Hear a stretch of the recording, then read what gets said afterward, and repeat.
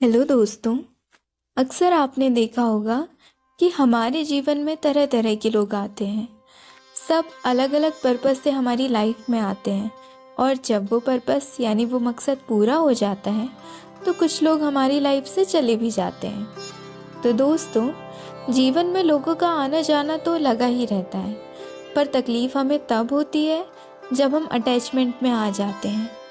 तकलीफ हमें तब होती है जब हम ज़बरदस्ती किसी को अपने जीवन में थामे रखने की कोशिश करते हैं, चाहे वो हमारा कोई दोस्त हो, रिश्तेदार हो या कोई भी हमारा अपना।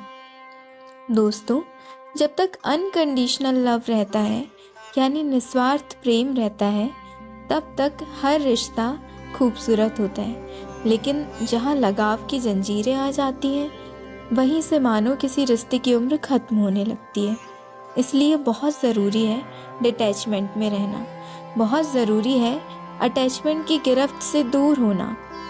अगर हम अध्यात्म की दृष्टि से देखें तो हम केवल और केवल आत्मा हैं, ईश्वर की शुद्ध चेतना, जिसे सिर्फ अनकंडीशनल लव करना आता है यानी निस्वार्थ प्रेम करना आता है। आत्मा को किसी बंधन या लगाव की ज़रूरत नहीं होती।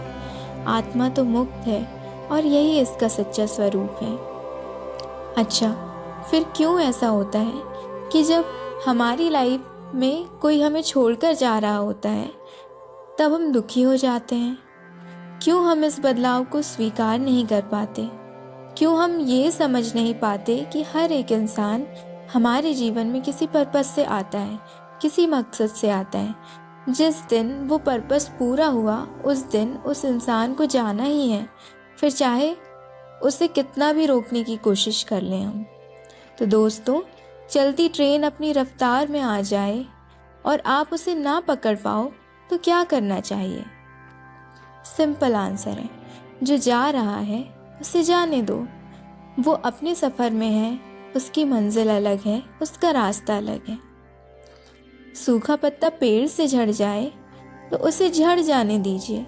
कोई दूर जा रहा है तो जाने दीजिए, क्योंकि अगर लाख कोशिशों पर भी वो आपके पास ठहरना नहीं चाहता, that means this is the time to let go. Attachment छोड़ दीजिए, क्योंकि किसी इंसान का जाना दुख नहीं देता, दुख देता है अटैचमेंट। अटैचमेंट यानी लगाव। दोस्तों, अटैचमेंट और अनकंडीशनल लव में बहुत बड़ा फ़र्क होता है। अनकंडीशनल लव में हम किसी से निस्वार्थ प्रेम करते हैं, उसे पकड़कर या जकड़कर नहीं रखते।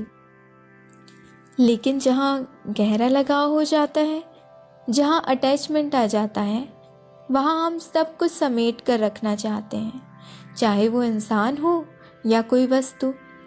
हम उसे खुद से कभी अलग ही नहीं करना चाहते।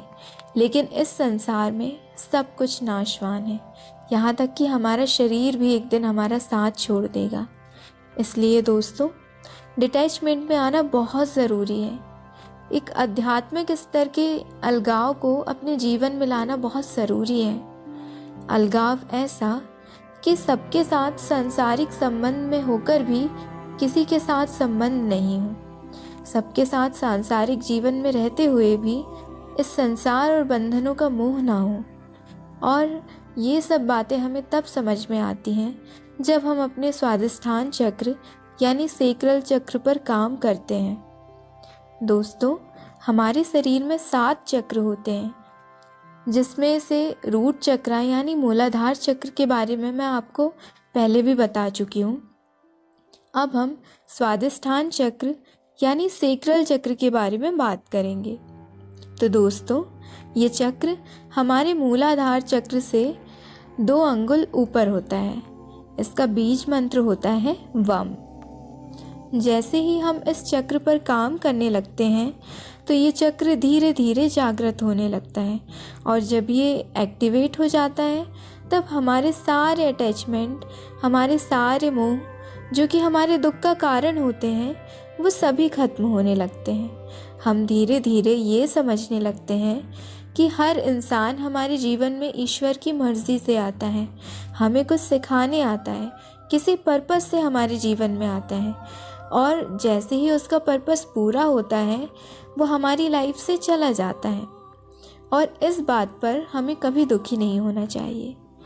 ये सारी बातें हमें अच्छी तरह समझ आने लगती हैं और आप धीरे धीरे सारे अटैचमेंट रिलीज़ कर देते हो और अनकंडीशनल लव की एनर्जी में आ जाते हो। तो दोस्तों, अपने सेक्रल चक्र यानी स्वादिष्ठान चक्र पर काम कीजिए। बीज मंत्र वम का उच्चारण कीजिए 5 मिनट तक हर रोज़, ताकि आप मुक्त हो सकें, अपनी आत्मा और अपने भगवान से जुड़ सकें। दोस्तों, मोह और माया, इनसे आप जितना दूर रहेंगे उतना ही सुखी रहेंगे। इसलिए बहुत ज़रूरी है अपने स्वादिष्ठान चक्र पर काम करना। चलिए दोस्तों, आज के लिए इतना ही। आगे मैं फिर कभी इसके बारे में और इन्फॉर्मेशन देना चाहूँगी। फ़िलहाल ध्यान करते रहिए, खुश रहिए, अपनी आत्मा अपने परमात्मा से जुड़े रहिए। Thank you.